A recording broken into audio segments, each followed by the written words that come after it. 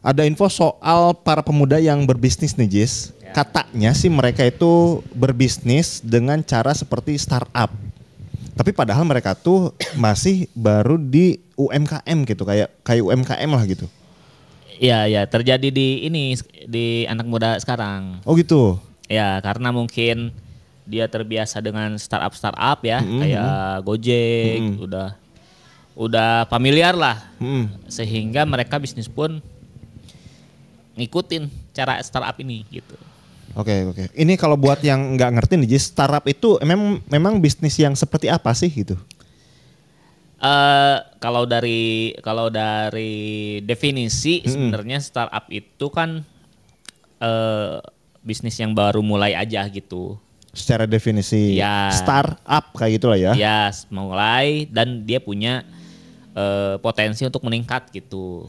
Dari ya itu definisi bahasa lah. Definisi bahasa. Nah, Tapi kalau secara istilah nih yang nah, orang tuh ngerti tuh gitu. Ya. Startup itu gitu maksudnya. ya, tapi secara bisnis dia lebih memprioritaskan pertumbuhan Oke. daripada profit.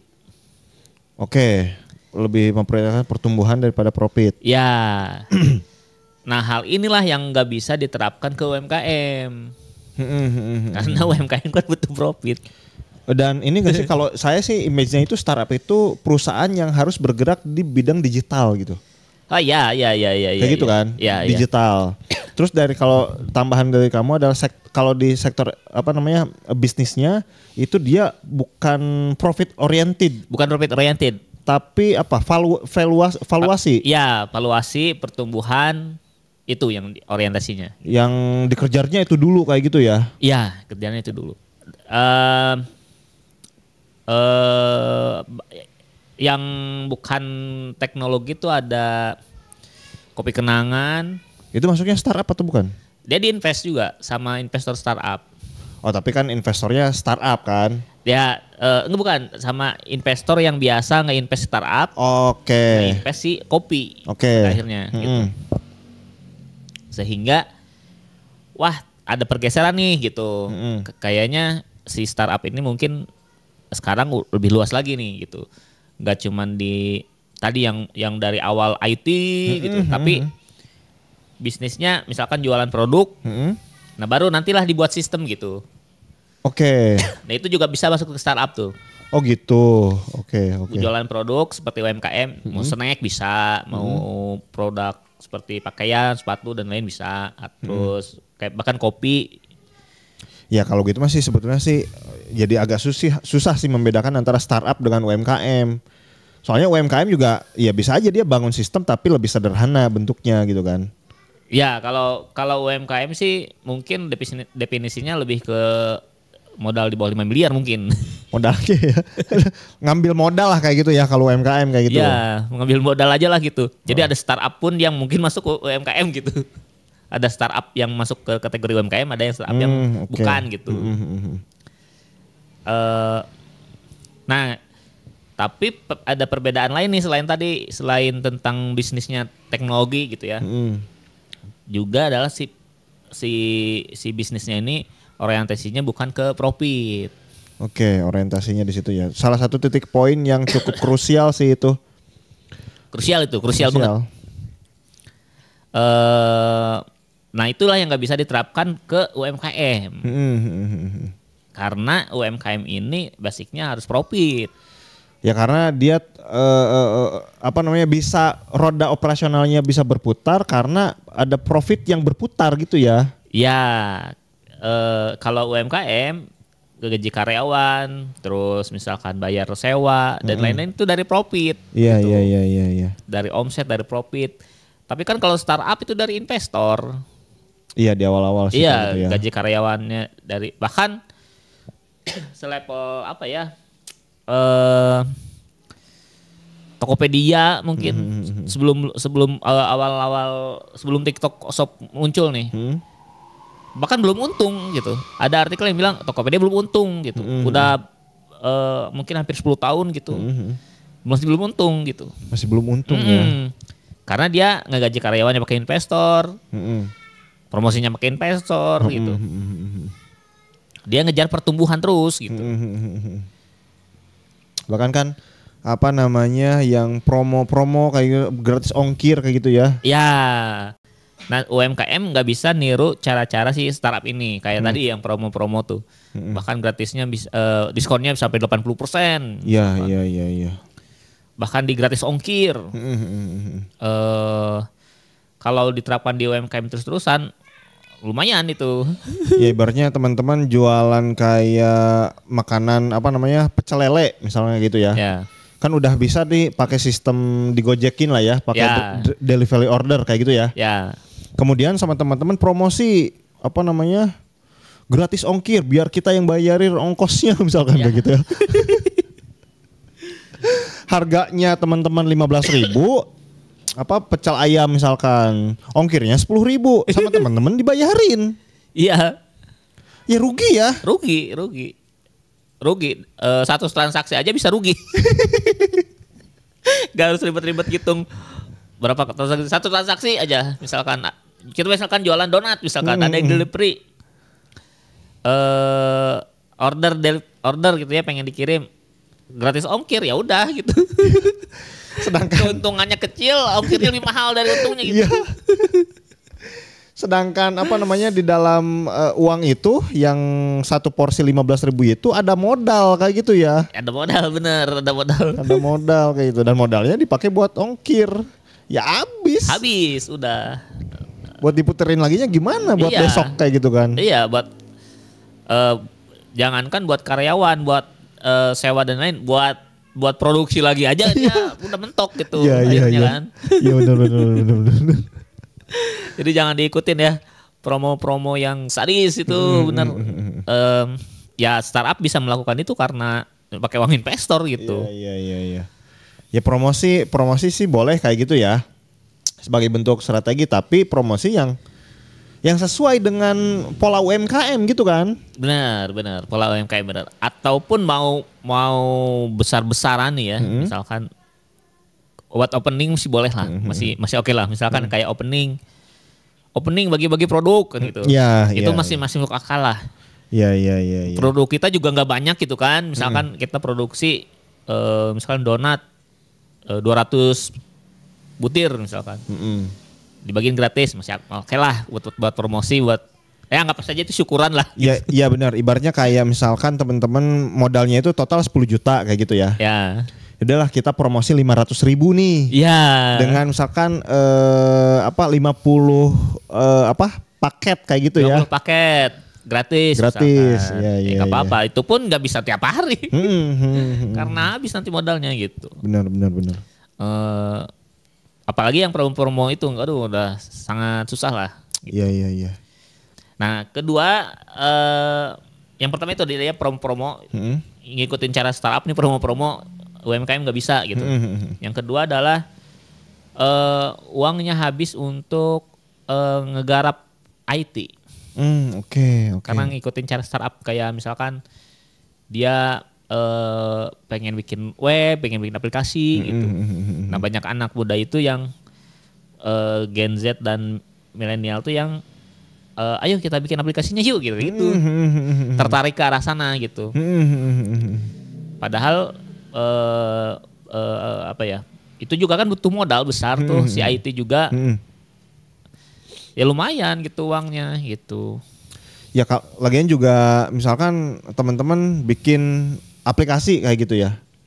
Semua orang di level UMKM bikin aplikasi. Wah, orang juga malas buat downloadnya gitu. Ya, siapa yang downloadnya nih gitu kan. PR juga buat nyari penggunanya. Iya, soalnya terlalu kebanyakan. Ya orang kita gini deh, kita beli UMKM di situ, kita beli UMKM di situ, kita beli UMKM di situ. Kalau semua jenis belinya itu harus pakai aplikasi, HP kita tuh kebanyakan aplikasi ntar. Ya. Kayak gitu. Aplikasi cilok, aplikasi donat, aplikasi bakso, aplikasi mie ayam gitu ya. Iya. Sedangkan kita kan kadang pengen nyobain bakso di sana, pengen nyobain bakso di situ, pengen nyobain bakso di situ. Kadang-kadang itu giliran aja. Iya. Bakso di sana. Ganti-ganti bosen yang di sini gitu. Gitu kan. Muter aja gitu kan. Iya. Tipikal konsumen UMKM tuh kayak gitu kan. Benar. Muter aja kayak giliran aja gitu. Bahkan banyak juga mindset yang kita nggak usah buka marketplace, buka website sendiri aja misalkan. Jualan baju tuh banyak tuh yang jualan baju, mereka buka website sendiri gitu, nggak mau ikutan marketplace gitu. Kalau menurut saya sih itu kurang bagus ya, karena masalahnya di levelnya UMKM nih. Kalau ya kita harus ikutin konsumennya di mana dulu lah gitu. Ya, kecuali sih kalau menurut saya ada yang website yang murah-murah tuh. Yang cuma buat apa namanya? Profil aja lah kayak profil gitu. Mah nggak apa-apa lah, sekali beli udah aja gitu misalkan. Ya cuman modal misalkan berapa Jis bikin profil kayak gitu? Profil bisa diakal-akalin lah, bisa di nyari-nyari yang gratisan, mungkin bayar domainnya aja lah. Ya misalkan di bawah 1 juta bisa. Di bawah 1 juta bisa lah. Bisa lah ya. Bisa lah. Masih murah lah itu. Jadi nggak masalah sebetulnya ya. Ya untuk profil-profilan ya. Masih masuk lah untuk budget UMKM lah kayak gitu ya. Sebenarnya kalau misalkan teman-teman modalnya banyak ya nggak apa-apa sebenarnya. Mau bikin web sendiri juga. Cuma ini jangan sampai budget salah prioritas gitu si modalnya. Modalnya kemana dulu nih? Gitu. Benar. Kalau ada uang mah nggak apa-apa, mau langsung bikin aplikasi juga. Benar gitu. sih. Nah lanjut lagi, dia fokusnya itu ke pertumbuhan kan, si startup ini. Nah yang ketiga ini banyak juga yang fokusnya itu misalkan buka cabang, fokusnya franchise gitu. Itu suka tuh apa namanya, kita kan dulu sempat bikin ikutan apa namanya bazar ya. Ya. Terus ada booth yang udah nawarin apa namanya franchise. Ya. Ini memang apakah dia bisnisnya udah apa ajeg? Ya. Yang nggak bisa diterapkan adalah itu tadi, ngejar pertumbuhan, tapi profitnya sebenarnya nggak ada. Nah itu yang gawat gitu. Kita misalkan ngejar franchise nih, si franchise-nya ini menguntungkan atau enggak gitu. Si cabang 1 cabang 2 tuh menguntungkan enggak sih gitu. Jangan sampai cabang 1 aja belum menguntungkan nih, kita coba buka cabang gitu. Iya. Cabang 2 belum menguntungkan juga, bikin lagi gitu. Benar. Itu modal sendiri ya, nggak franchise. Masih belum untung juga, malah buka franchise untuk orang lain gitu. Iya. Ya orang yang nge-franchise pasti boncos juga gitu pada akhirnya gitu. Ya tadi maksudnya dia kan tadi tuh permasalahan Gen Z itu apa namanya, nggak fokus di mengembangkan itunya kan bisnisnya dulu. Udah fokus sibuk baru aja berapa bulan misalkan. Benar, baru itu. aja 1 tahun udah udah buka cabang gitu kan. Ya itu. Gitu. Kalau udah 5 tahun misalkan kayak gitu udah dia fokus aja gitu maksudnya. Ya benar. Harusnya sih fokus dulu nih. Rame enggak nih bisnisnya? Walaupun ada yang rame sebulan 2 bulan, bulan berikutnya masih rame enggak gitu. Tunggu dulu gitu. Iya. Jangan sampai langsung sibuk ini gitu. Iya soalnya kan ngurus yang satu aja tuh kadang naik turun gitu kan. Ya. Ini teman-teman ngurus banyak gitu kan pusing. Ya gitu benar. Kayak gitu ya. Nah itu yang ketiga ya, jadi dia ngurusin pertumbuhan banyaknya gitu. Nah yang keempat adalah jadi si UMKM ini sibuk nyari peluang-peluang, misalkan investornya gitu. Ada yang mau invest gak nih, terus dia sibuk nyari tadi franchise yang mau buka ada nggak gitu. Jadi bukan fokus jualan ke produknya. Jadi si ownernya tuh malah sibuk ngurusin yang lainnya gitu. Ya nggak sibuk ngurusin apa namanya marketing, nggak sibuk ngurusin kualitas produk gitu kan. Ya, padahal di sini si bisnisnya ini gitu ya baru awal-awal gitu. Owner boleh memikirkan strategi kayak tadi, kayak misalkan nyari investor, coba nyari franchise, tapi kan ada momennya gitu. Ada ini kayaknya udah butuh investor nih, ayo kita cari misalkan.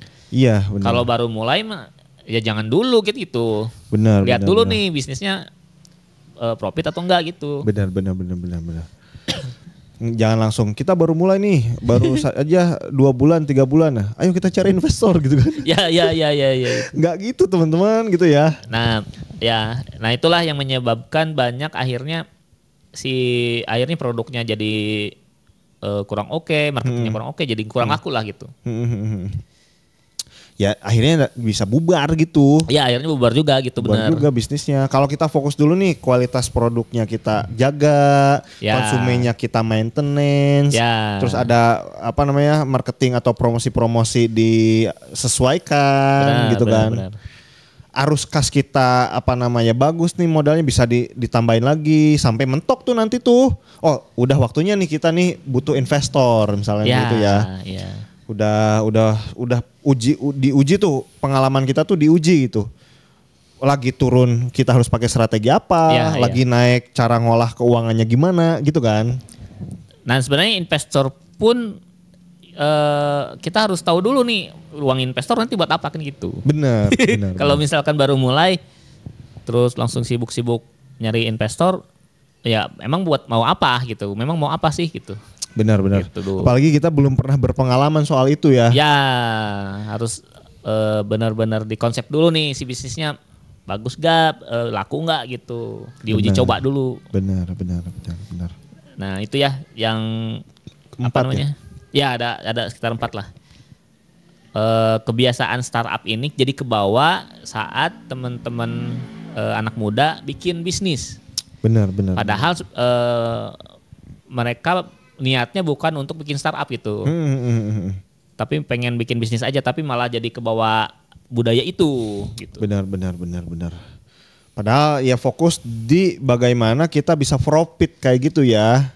Ya UMKM itu profitnya harus kencang hariannya karena gak ada investor kan gitu. Iya benar. Nah itu ya teman-teman ya, kalau kita itu UMKM ibaratnya kayak gitulah ya. Fokus di tata cara UMKM aja gitu. Banyak kok orang-orang yang nge-share tentang bagaimana UMKM bisa tumbuh kayak gitu ya. Jangan terbawa gengsi nama startup kayak gitu atau gengsi cara-cara bisnis startup kayak gitu ya. Karena itu beda gitu. Beda.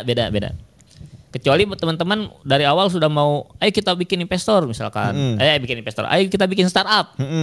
Dari awal udah direncanakan nih, nanti investornya saya mau submit ke sini. Benar. Jadi bang dari awal kita udah nyari investor gitu. Gitu. Nah itu ya teman-teman ya. Oke.